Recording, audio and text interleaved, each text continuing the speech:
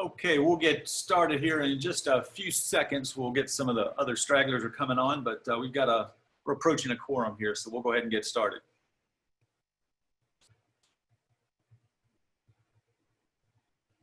Good morning, my name is Ken Roberts. I'm the president of WorldCity. We're putting on this webinar today. It's Port Everglades trade trends. We're gonna do two things today. We'll take a look at Port Everglades import and export trade, both quick summary of last year as well as a look at the impacts so far this year in this very difficult environment. And then we're very pleased to be introducing also the new Port Everglades director, Jonathan Daniels, who started on June 29th. So he's still quite new to the port. So it's a wonderful opportunity for him to meet us, the trade community, and for the trade community to meet him. Let me tell you a little bit about myself. And as I do that, I'm going to launch a poll that you'll see. And I'm hoping you'll take a moment to answer that poll. Sustained improvement in U.S. trade. Is it already happening? We'll begin within 3 months. We'll begin within 6 months. We'll begin within a year, or will take longer than a year. And while you answer that question, let me introduce myself. So I'm a contributor to Forbes.com. I write 5 columns a month on trade. I'm a member of the Federal Reserve Trade and Transportation Advisory Board, now in my second 3-year term. On our website, we analyze U.S. trade, updating it monthly for every airport, seaport, border crossing in the country, and more than 1,800 different exports and imports. Millions of data sets go up every single month. Weekly, we release a Trade Matters videos where I talk about some aspect of trade. And when the planes are flying, I speak on international trade around the country to Fortune 500 companies, national and local trade organizations, and more. So let's see, we got, I'll give you guys a few more seconds to answer this question, and then we'll close that question. But let me thank our sponsor today, Port Everglades, for their sponsorship, as well as our supporting sponsors. And those are the Florida Custom Broker and Forwarders Association, Enterprise Florida, and the Port Everglades Association. So I'm gonna shut down the poll here. And by the way, I should tell you that these polls are anonymous. So here's what we got. We got 20% saying it's already happening. 12% will begin within 3 months. The biggest say within 6 months, 22% within a year, and almost 20% say will take longer than a year. So the range there is from 12 to 27%. So it's pretty evenly divided among those questions. So now let's take a quick look. This is the publication that we do. This is Port Everglades trade number, and it looks at its 22.72 billion in trade with the world. I'm going to ask another couple of quick polls on this one as well, and this will be sort of a test. Some of you may have already seen the publication, and if you have, you may or may not know the answers to this. But here will be the second question. By the way, while you answer, I'll continue to talk. But Port Everglades traded with 170 nations in 2019. What percentage of that trade was with its top 25 trade partners? Okay. And by the way, so these publications are all redesigned this year. We did 21 different publications this year in various port cities around the country, border crossings, airports, seaports, and so forth, including here in Miami-Dade. We also did Miami International Airport trade numbers. You may have seen that at the webinar we did on May 29th as part of World Trade Week. So I'll give you a few more minutes here. A few more seconds. I'm gonna give you a few more minutes, a few more seconds here. And got some smart people in this crowd, looks like. So I'll give you about 5 more seconds here. Shouldn't need to ponder this too long. Then I'm gonna ask a third question. I'll share these results with you, but then I'll ask a third question before we go to the next screen. Okay. So most of you think it's most of you think it's 70 to 79%. That's 38%, but 34% say 80 to 89%, 24% 60 to 69%, and 4% say 50 to 59%. So let me ask the next question for you quickly. And this one will be, I gotta admit, this one will be a tough one. But let's see if anybody can get this one right. And I'll answer both of these in the, as soon as we flip to the next screen. Port Everglades ranked first or second in the nation for all but one of the following exports or imports. For which one did it not rank first or second? This one might take a little bit of thought, but I can see you guys are quick at answering, so that's terrific.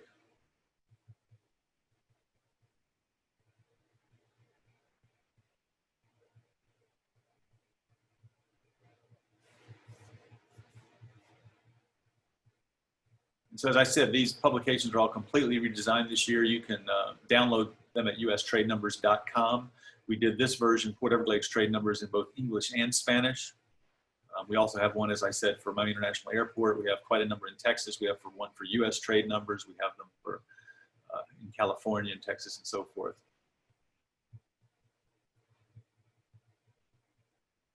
There's a few more of you still trickling in with your answers, so I'll give you another couple of seconds. This one was a little bit harder. All right, let's see what we got here. Okay, so the biggest group of you think it's printers, with very few of you thinking it's melons or imports or motorboats and yachts, or exports or motorboats and yachts. And the second largest was imports of frozen fish. And we'll go ahead and shift to the next slide here, and I'll let you in on the answer. So this is what the publication will look like when you unfold it, those of you who have not seen it yet. When you unfold it, you've got a beautiful map of the United States, which shows the top 20 airports, seaports, and border crossings. And for each of those airports, seaports, and border crossings, the top countries they trade with, the top exports and imports. A lot of really useful information. When you unfold it one more time, this is where you get the wonderful map of the world that shows Port Everglades' top trade partners. And you can see in the sort of upper right corner that more than 80% of Port Everglades trade is with those top 25 trade partners. And on the map itself, the size of the circle is an indication of the volume of that trade. So a really nice representation of how Port Everglades trades with the world. Beneath that, you'll see the top 5 exports and the top 5 imports, and you can see their trajectory over the last 5 years. And if you look in the middle at the bottom there, you see a picture of a little fish in a green circle. That is a frozen fish. I'm not sure if you can tell that from that image, but that fish is frozen. And that fish, frozen fish imports rank 3rd, not 1st or 2nd, but 3rd. So that was a pretty ridiculously difficult question. But the other categories, Port Everglades ranks 1st or 2nd. Printers, motorboats and yachts on both the import and export side, even umbrellas there you can see, t-shirts, a lot of melons. So Port Everglades is a real strong importer and exporter in a number of categories. So from here, what we'll do is we'll take a look at where we are this year. And this is not surprisingly not going to be a particularly pretty picture. And it's not a pretty picture for Port Everglades. It's not a pretty picture for most airports and seaports around the country. And it's not a pretty picture on a national basis. So when we look at overall trade, it's down. Exports are down, imports are down. The trade surplus, and I'll return to this in a moment. The trade surplus is at $511.50 million. Port Everglades trade through May, the first 5 months of the year, was down 20.91%. The national average is 13.61, and I'll give you some reasons why Port Everglades trade is down more than the national average. If you look just at the month of May, and what you're seeing across the country, and those of you who follow me on Forbes, I've written about this, the escalation of trade from March to April to May was significant. Because you went from China being sort of locked down in February when they were coming out of the Chinese New Year and shutting down for the pandemic there, into March when we largely shut down in our demand window, and it's just accelerated since then. So the change from May of 2019 to May of 2020 for Port Everglades is 48% down, and for the national average is almost 30% in that 1 month. So pretty steep declines. I said I would return to the trade surplus issue. Most airports, seaports, and border crossings around the country have a trade deficit. Port Everglades, particularly among seaports, is unusual. It has a trade surplus, and that's about 53%, or 53 cents of every dollar of trade is an export, 47 cents is an import. That's largely because of Port Everglades' important role. And that role is that that role is to serve as the shopping cart for Latin America and the Caribbean, okay? And what bothers me a little bit about that, let's talk about a really important import into Port Everglades. That's gasoline and other fuels.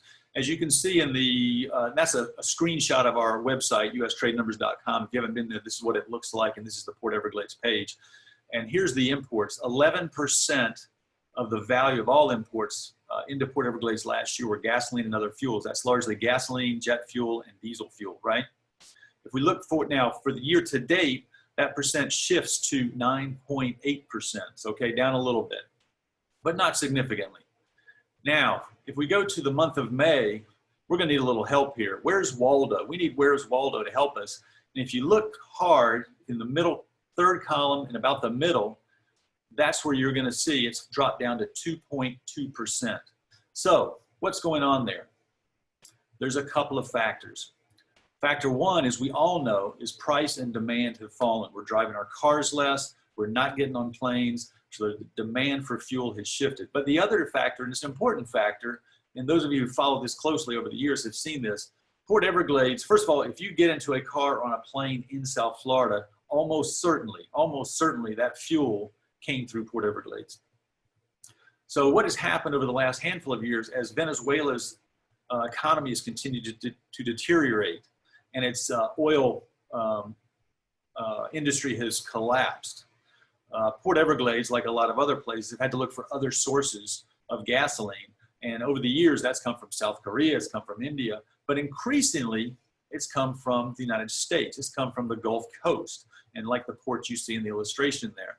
So what that means is, in the data that we're talking about today, which is import-export data, that fuel does not show up in the statistics because it's domestic, it's not international. So what you've seen over the last couple of years is gradually a shift, and it's particularly on the jet fuel area, a shift from international to domestic trade at Port Everglades. And I need to thank Neil Kuchera for his help in pulling some data for me to work through that.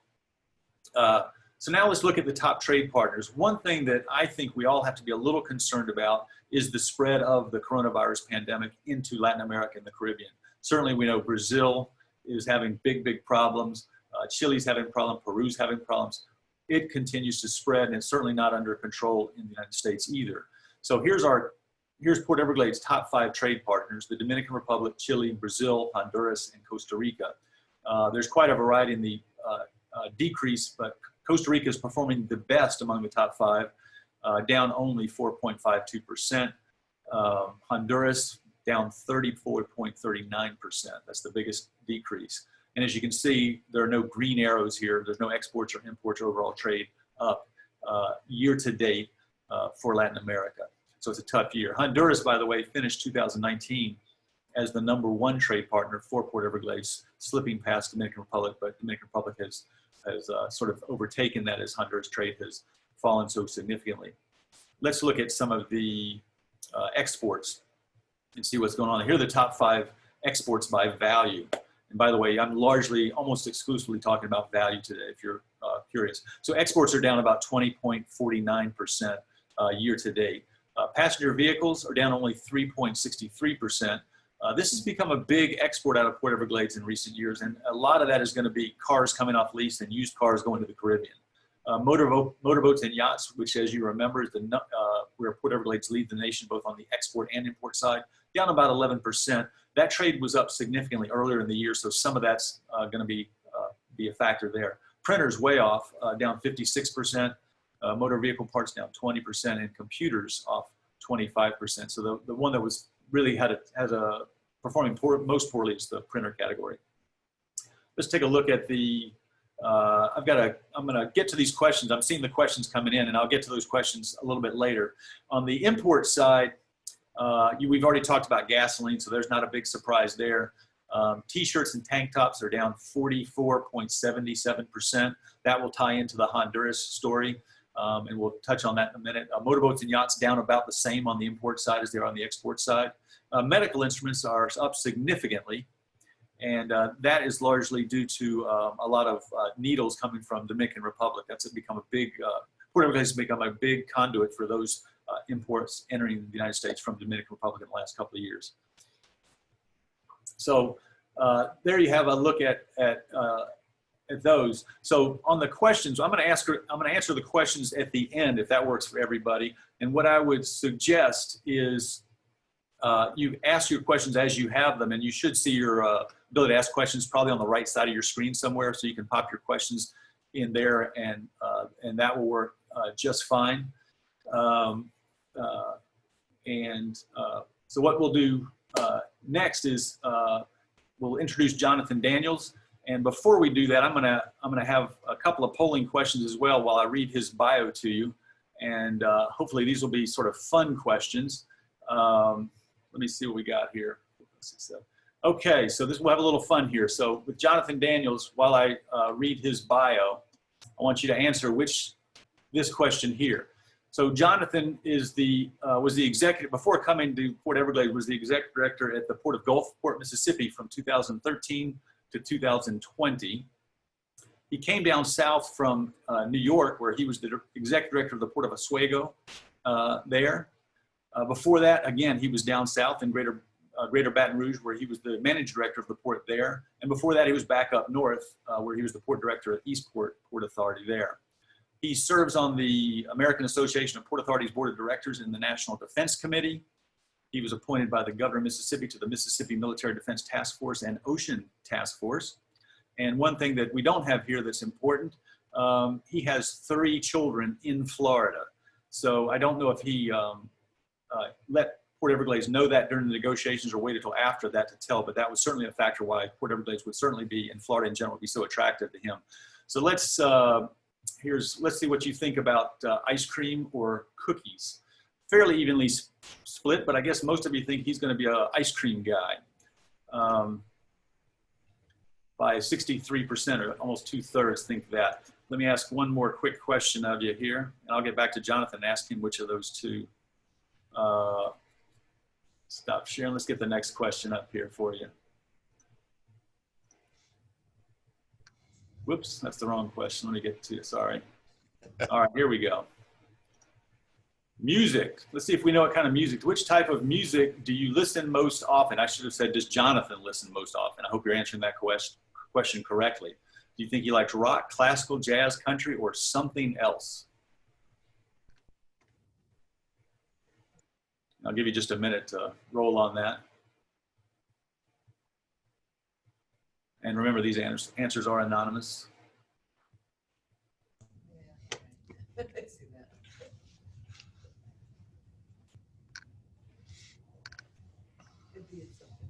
All right, I think we got a bit of a slowdown here. All right, so I've ended that poll, and let's show those results. We think Jonathan likes that rock most, followed by country, then jazz. Not such a classical music guy. In fact, other outscored classical on that one. So now Jonathan's going to talk about opportunities and the capital update. But before I get to that, I'll ask him a couple of questions. I'll ask him to answer these 2 questions for starters. Jonathan, if you can join us now. We'd love Absolutely. Good morning. We'd love to have a sense. Is it cookie or ice cream? It's being in the South, of course. I think it's ice cream. At this point. Okay. And then music: rock, classical, jazz, country, or other? Rock, specifically 80s rock. 80s rock. Okay. And what would be second? Is there a second on that list? Oh, jazz. Coming from the Gulf Coast, having the opportunity to spend some time in New Orleans, certainly jazz. Okay. How about the best place you ever visited? Oh my gosh, Reykjavik, Iceland. Reykjavik, Iceland. How long ago was that? I've been there actually 2 times. It was probably about 15 years ago. Okay. And then one last question before we get to the serious port stuff. One thing most people don't know about you that you're willing to tell. Don't admit to any crimes or anything like that. But one thing people probably don't know about you that might surprise them if they knew it about you. I think I'd throw 2 things in there because I followed my dad's footsteps in 2 ways, but I'm actually 3rd generation to work in ports. My grandfather was a longshoreman at the Port of Erie. My dad spent time as a grain shovelman at the Port of Erie, and then after that, he became a college football coach for about 30 years. So I followed him into not only the port operation, but also I started out my career as a college football coach at Maine Maritime Academy in the early 90s. How about that? There you go. Okay. So let's start with what's going on at the port. If you want to talk about you want to start with the dredging project? Let's start with that. And I think that's the thing that a lot of people point toward as we're going deeper, as we're going wider. We have received our record of decision from the Army Corps of Engineers, and we have a new start designation. And recently, $29 million that was set aside under the federal budget as part of about a $40 million project. And that in itself is a significant and substantive project, as we have the opportunity as you're coming through the channel. You head to port and you're heading down into the Southport area in order for cargo operations. There's a little bit of a choke point, and that choke point includes the U.S. Coast Guard station. So what's going to happen is the first project, we're going to relocate them for a period of time. They're actually going to come a little bit to the west over near T29, and that's going to allow us the opportunity to engage in the $40 million project. We're going to actually move the station a little bit to the east. We're going to dismantle and demolish the boat harbor that they have there, and that's going to widen that notch area by about 250 feet. 55, we're going to go to 55 feet in the entrance channel, and then we're going to go from 42 to 48 feet. Of course, with the overcut, we're going to be at 50 feet. It's a project where a lot of people talk about when's it going to be done. All the people that are engaged in dredging itself in the industry understand it's a long process. We're still going through some of the environmental considerations, and that should be done fairly soon. But you're looking at a $510 million project.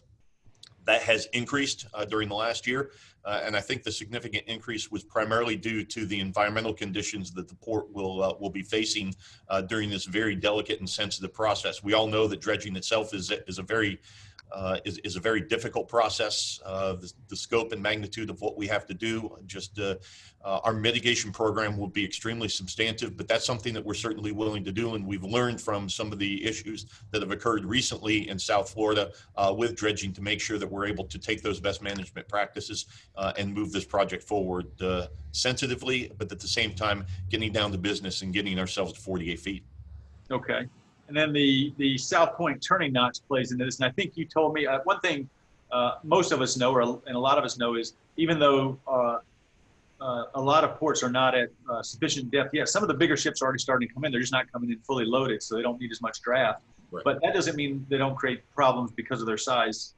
Tell us about the Southport turning notch. I think you said last week you had a ship that came in. I guess this is more of a gantry crane issue than any. So talk about both of those though. Had a ship that came in, and it was so wide you couldn't get all the containers off. You had to actually take it back out, turn it around, and bring it back in. So why don't you talk a little bit about those other two projects? I think they're sort of connected. Sure. The port's done a great job in working with our stakeholders, working with the Port Everglades Association, with all of our tenants here, our partners, and even the potential for some future business opportunities. We've worked with them to develop a great master plan. Phase one of our substantive project down at the Southport turning notch is complete as we speak. It's allowed us the opportunity to really engage, to clean that up, put some additional crane rails in. We are right in the middle of a significant portion of that. You're looking at substantial completion in 2023. And you're going to see probably one of the more visual components of that, and that's the arrival of the 3 new ship-to-shore gantry cranes. These are going to be the largest low-profile gantry cranes ever constructed in the world. They should be on the water fairly soon, arrive sometime in October, and go through about a 60, 90-day commissioning period.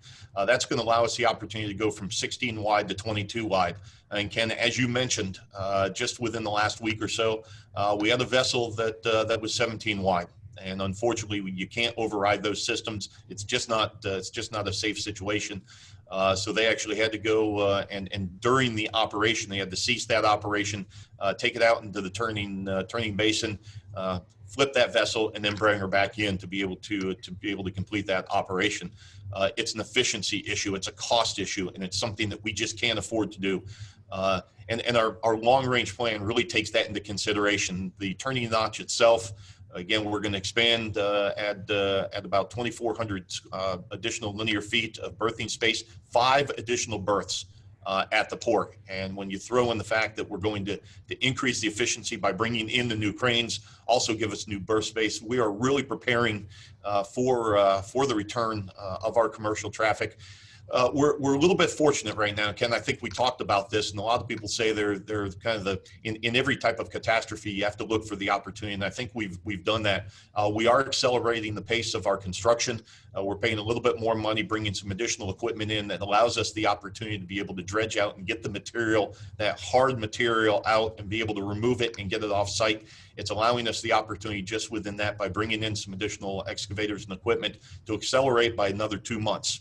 And that allows us the opportunity ultimately to be able to give those facilities to our tenants faster. We're also looking at other options. The bigger issue that we are having right now is because of the fact that you have a lot of construction projects in the region that have been that are on hold right now because of the economy.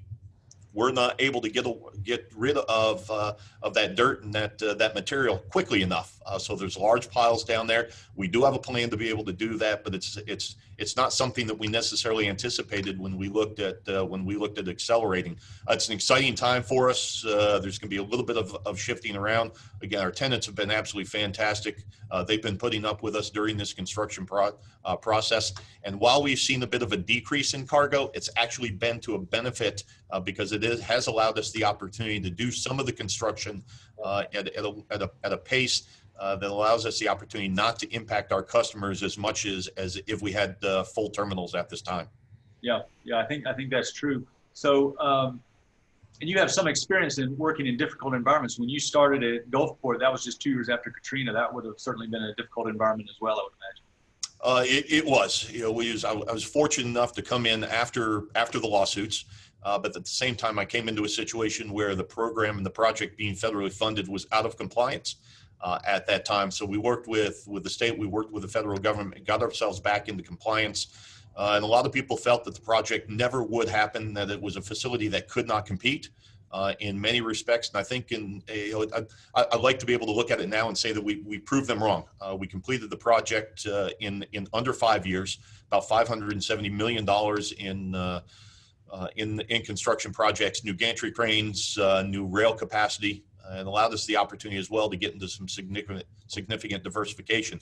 So certainly bringing those experiences I've learned before and bringing that here. But though I'm very pleased to say that the team that we have in place, the construction management team, the construction companies, all the vendors themselves that are on site, I've evaluated it, looked at it. I'm very impressed with what I've seen so far. And they're always providing us the opportunity to find a way to be able to accelerate it. So I'm looking at the opportunity certainly and looking at enjoying that process. We're well into it right now, and our team, the great team that we have here, is working at guiding that. Certainly there are other aspects that we're looking at within our master plan. I think we're going to take a holistic look at the master plan, maybe take a look at some things that fall into phase 2 and even phase 3. Maybe bring those forward. While we do have a little bit of a downturn in the economy and the downturn in the business, what can we accomplish right now that allows us the opportunity to mitigate congestion and be able to get some projects in line that allow us the chance to bring in some new revenues, bring in some new customers. So we're taking that holistic approach, working hand in hand, taking the suggestions that we have of our partners, taking the suggestions we have of our tenants, and we're integrating those into an approach that allows us the opportunity to be extremely aggressive. Terrific. So a couple of questions here. Let me see here. So one, I'll answer the couple of them that are sort of directed toward me.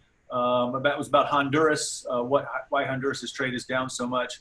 And then on the T-shirts, Glenn Wiltshire accurately said, T-shirt factories converted to making masks and other PPE, what category would that be covered by?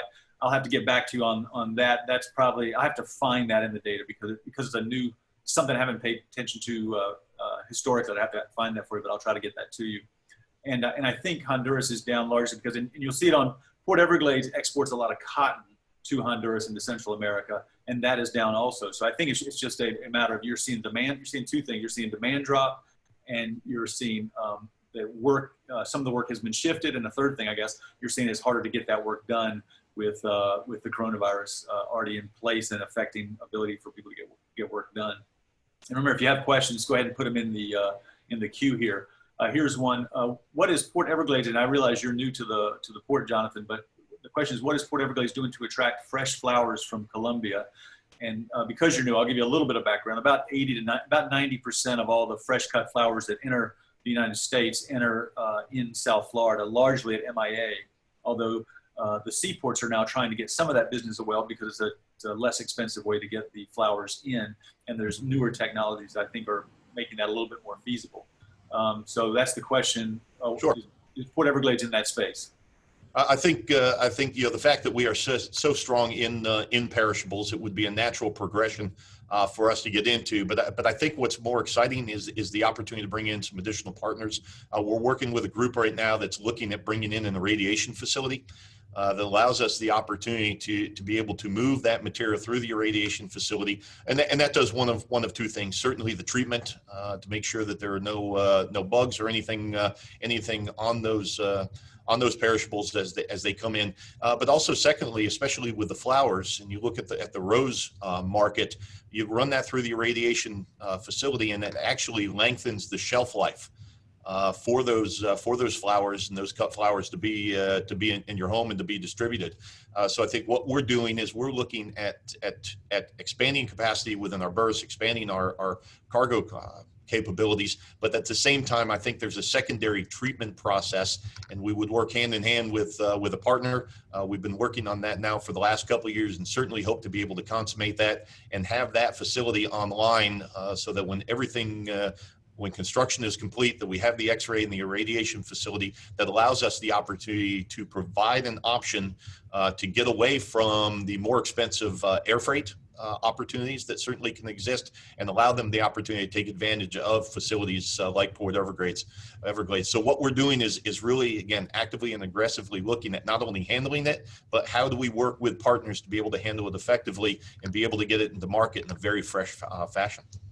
Okay, great. And I think that question, is from, if it's the right Bill Fernandez, it's a Bill Fernandez who knows something about the flower business and is one of the leaders in South Florida's flower industry. Yes. And for years, as long as I've been doing this, 20 years, other cities around the country have been trying to take this business away from South Florida, and to date have just not succeeded in that. Any first impressions about Port Everglades you'd like to share with us? You probably did some homework and probably knew a fair amount about it before you came here, but now that you're here, any reflections on Port Everglades itself, or living in South Florida, anything that surprises you? I think certainly the fact the diversification that we have here, it was something that I knew about and was attracted to. When I was in Gulfport, we were basically a single activity associated with international cargo. A lot of the same customers we had in Gulfport we have down here. So when you see the containers go by, kind of smile. It's very familiar in that respect.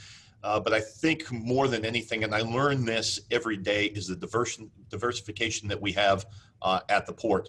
I was asked before arriving here, with what's going on with the cruise industry, do you really want to go into that situation? We've gone from certainly the third largest cruise port in the world at 3.9 million passengers into a budget process next year. And with the extension of the no sail order, it just continues. And it's difficult to go into a budget process and say, I don't know. So we keep on adjusting our figures downward in that respect. But at the same time, I think we're better suited to be able to handle the economic storm that has occurred and will continue to impact the economy and the port, with the fact that we are so strong in the petroleum and the energy markets under which we serve. As well as in the cargo, though we have seen a little bit of a depression in our cargo operations. You still have to get the materials into the region. The strong consumption zone that continues to grow in South Florida means that we're going to continue to work with our other port partners and be strong. Our real estate market as well, it continues to see areas of growth, and in fact, you see that green arrow is that the revenues and the work that we're doing on our real estate side, from the International Logistics Center to the other work that we're doing, continues to grow even in this down market. You know, with South Florida as a whole, and the ports as a whole, it's interesting now more than ever. Now more than ever, we're working as a system. I've had the opportunity to talk to my counterparts in Miami, Canaveral, and really through the Florida Ports Council, and certainly thank them for their assistance. And they're looking at that approach of what do we do to help the ports holistically? What do we do to assist the ports, whether it's financially or through the political support, to make sure that we're getting the legislative branch in Washington to understand that while they've helped airports and they've helped other forms of transportation, we need some assistance as well. It doesn't mean that we're going to see that assistance come in and help with any type of reduction in the revenue, but because of the additional expenditures, because of the need to continue to pay our bonds, to pay our debt service, for us to be able to, as an essential service, maintain our operation, there is a cost associated with that. We're going to continue to do that. And I'll tell you, our staff in the Broward County government here, they've done an absolutely fantastic job in maintaining and allowing us the opportunity not to skip a beat whatsoever. We're expected to be there. And while a lot of businesses have shut down, the ports themselves, the transportation corridors, can't afford to do that. It's just necessary that we maintain an efficient corridor. Again, within that, we have not shut down or slowed down any of our construction projects whatsoever. We're going to be there in order to be able to provide those efficient services and efficient facilities when the time comes. We're building for growth. We understand what that growth curve looks like. There's been a little bit of a hiccup in it, but it doesn't mean that we can stop looking toward the growth opportunities in the future. I've just been absolutely, I've just been so pleased at what I've seen down here thus far, and the support that we have from our tenants. The support that we have from our partners has been really, it's been unparalleled from any other place that I've been at. Yeah. And I can promise you that while the summers here can be pretty brutal, you'll really enjoy the winters down here. They're terrific. I got a question here, I guess for me, does Port Everglades still have a surplus? And I believe that means a trade surplus. And the answer is yes, it does. It's down a little bit from where it's been. It's down a little bit this year, but it's still $511 million. It's been higher in recent years, but what happens when overall trade contracts, if you have a deficit or a surplus, it's going to shrink that. It's just, that's just the way it is. Let me ask you this, Jonathan. So one of the first question I asked people was sustained improvement in U.S. trade is already happening. Will begin in 3 months, 6 months, a year, or will take longer than a year. You probably saw that go up. What would be your answer to that? Oh my gosh. I think it depends on in the line of business that we're in. I think if you take a look at our energy sector, I think that we're starting to see some level of rebound in that a little bit quicker than some of our other cargo operations. So I think that what we're going to do within the next 6 months, we're going to see continued growth as the economy comes back, as you see more flights take off. From our airports, as you see more people on the road, ultimately we are going to we're going to see some increases there, and we hope that continues to rebound. At the same time, I think you're going to see a little bit of a slower growth coming back in our cargo operations and container operations. Within that, a lot of the areas that we trade in, not only are they impacted by COVID just with the spread of the virus itself, but a lot of them are hospitality and tourism based. And because of that, until those markets come back, and the fact that we are really the gateway into Latin America, until they start to come back, we are going to see a slower level of growth to get back to pre-COVID levels. And hopefully see some growth in the future. For us, it's a little bit of a double hit in that the areas that we serve with our cargo operations is also the area that we serve with our cruise operations. So we get hit on both sides. So we certainly hope to see. They just extended the no sale order until the end of September. We hope that we see that come back fairly soon. We are preparing for further reductions or further no sale orders associated with our operations here. So we get hit on both sides. So it's something that certainly is impactful to us on both sides. That we are making arrangements for, but we are financially healthy. We have a significant amount of reserves in the bank to be able to sustain us for a long period of time. And as I had mentioned several times, the diversification that we have in our energy sector as well as our cargo operations is really sustaining us through this closure in the cruise industry. Okay, and this often happens when we do events, but I've got very little time left, and I've got 4 questions. I'm going to give you a quick question and see if you can answer it as quickly as possible. Okay. This again from Bill Fernandez. Can the port work to get CBP agriculture to allow fumigation outside the port to expedite and also to lower cost. IWS is too costly and slow. This is adding 2 days extra to receive our flowers. Well, I think any option is available. What we need to do is again, Bill, we need to listen to you. We need to listen to groups and understand what those choke points are, whether it's an efficiency standard, whether it's a cost standard, or anything else like that. My staff has done a very good job thus far in briefing me as to where we have some of the deficiencies. That very well is going to be more on a federal issue and the utilization of our federal resources for inspections, for fumigation, and all of that, as opposed to something on site.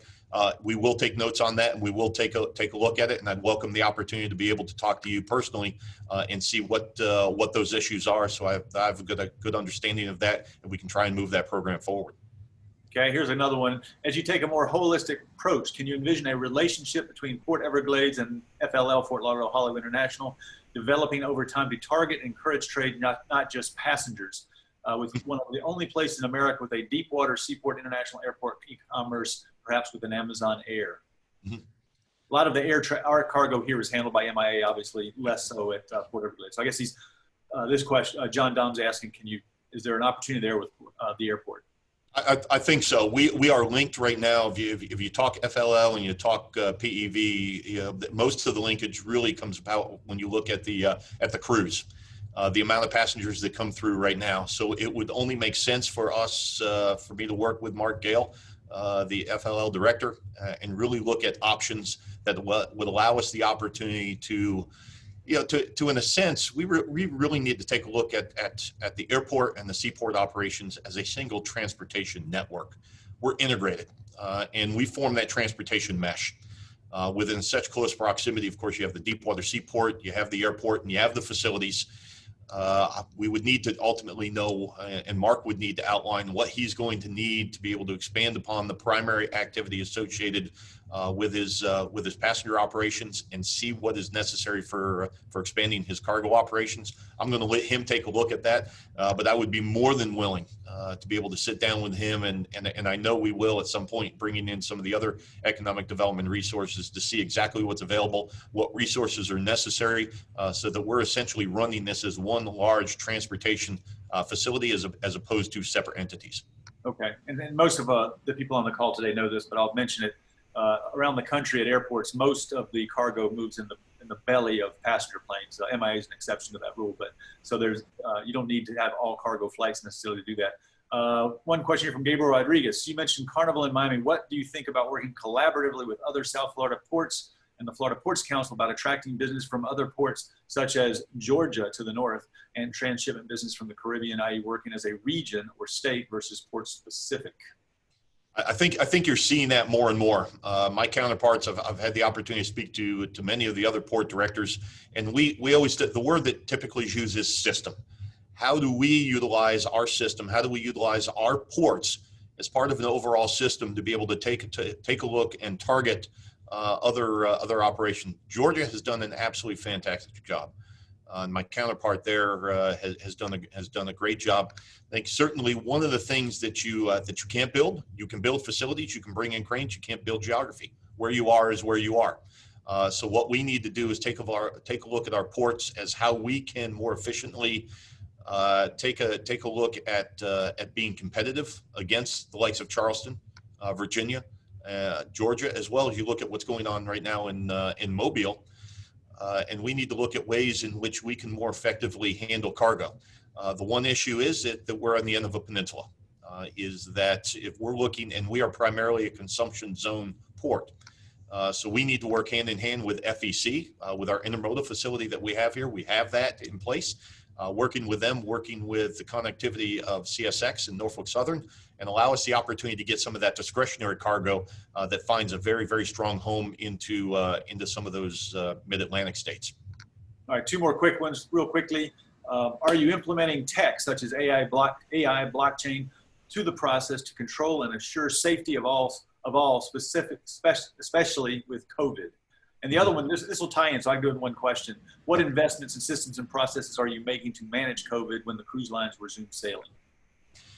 Well, I mean, it's COVID, whether it's in handling the movement of the cargo, safety and security of the cargo, or safety and security of the passengers, in many respects happens to be the same. And again, I talked about this last time. We have to take a look at the movement of our cargo, the movement of our passengers systematically in an overall system. The utilization of technology and the utilization of the movement of people and goods in what we call a containment or a transmission corridor that allows us the opportunity to maintain an environment whereby you're containing as much as possible and actually pushing COVID to the outside. When the passenger arrives in South Florida, if they arrive at the airport, immediately they're hit with implications associated with COVID. So what Mark is doing over at the airport, he needs to make sure that he has a safe and secure environment. The same thing when you check in when you check into the gates at the port, and then move into the terminals, and then ultimately move onto the vessel itself. So we need to take a look at all areas of the system to make sure that we're working together. We're looking at the employing touchless, that type of technology, from scanning systems that allow us the opportunity to minimize any type of interaction and touching between individuals for the possibility of transmission. The cruise lines are also looking at facial recognition that allows them the opportunity not only to recognize and not have to involve touching, but also integrate thermal imaging and thermal scanning associated with that as well. So you're getting really a 2 or 3 for 1. But we also, I think, need to understand that we have to work with our partners down in the Caribbean and down in those destination ports. We're only as good as the system is good as a whole. So if there are any weak points down in some of those Caribbean nations, the opportunity to be able to transmit it and bring that back in, and then if there happens to be containment, whether it's on the port, the airport, that transmission that occurred in another location in an international destination makes everything that we've done basically null and void. So we need to be able to do that and be able to put the technologies in place so that we create basically a bubble around our facilities and around the cargo and around the passengers. Great. Well, Jonathan, on behalf of the South Florida International Trade Community, I want to welcome you to South Florida officially. Thank you. Great to be here. Thank you very much for your time today. It's been a wonderful discussion. I would like to remind, and we've been a few minutes over, and I apologize for that, but I want to remind everybody that you can go to ustradenumbers.com, where you can download either the English language or Spanish language version of our this particular publication, Port Everglades Trade Numbers, and it's $22.72 billion in trade with the world. And all of you out there who are in the trade community, please understand that your role in the U.S. economy is a critical role, particularly critical now. So we appreciate the hard work you're doing in the industry, wherever you are in that supply chain. It really matters. Once again, a thank to Port Everglades for sponsoring this event, as well as our partners, Florida Custom Broker and Forwarders Association, a very important group in this community, Enterprise Florida, which is doing its best to grow South Florida, Florida's business, all of Florida's business, and the Port Everglades Association, which represents all the interests of Port Everglades. Thank you very much for being here today. You please stay in touch with us and follow us on all sorts of social channels. I hope you have a wonderful weekend, and be sure to stay safe. Thank you very much for your time today, everybody.